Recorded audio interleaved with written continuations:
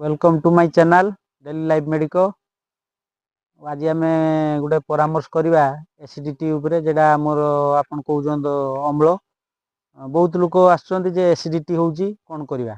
Acidity medicine भी खाउछन, आंटा syrup खाउछन, tablet भी खाउछन, किंतु से जते दिन खाउछन ठीक, किंतु बंद करदेला को सही से तो सेटा को आम परामर्श करवा जे एसिडिटी न होबो केमती सेटा को देखिया।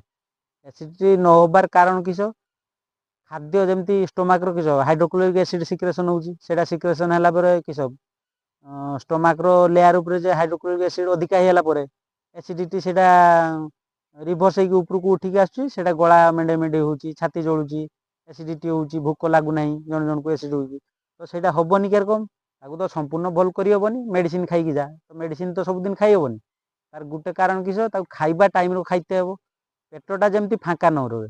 जदि तुम्हें हाइड्रोक्लोरिक एसिड सिक्रेशन होउची, जदि से एसिडटा को तुम्हें हेते न दबो, जदि खाद्य सब स्टोमाक रहिबो तो एसिडिटी कम रहिबो।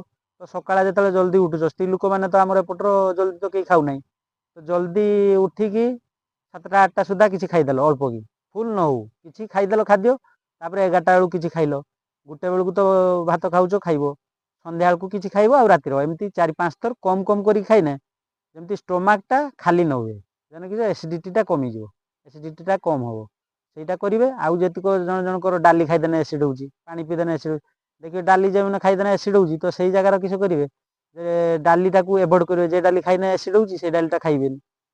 आउ खटा खाइदेने जण जणकर एसिड होउची तो सेही जिनिसटाକୁ से एभॉइड करिवे। खाइबाटा टाइम टाइम रो खाइने एसिडिटीटा कम हबो। आउ न परमानेंट ट्रीटमेंट किछि नाही, सेही मेडिसिन खाइबे, आंटासिड सिरप खाइबे, एसिड टैबलेट खाइबे, कैप्सूल खाइबे, एइगुला तार ट्रीटमेंट। मो चैनल को टिके लाइक करंतु, कमेंट करंतु, सब्सक्राइब करंतु। धन्यवाद।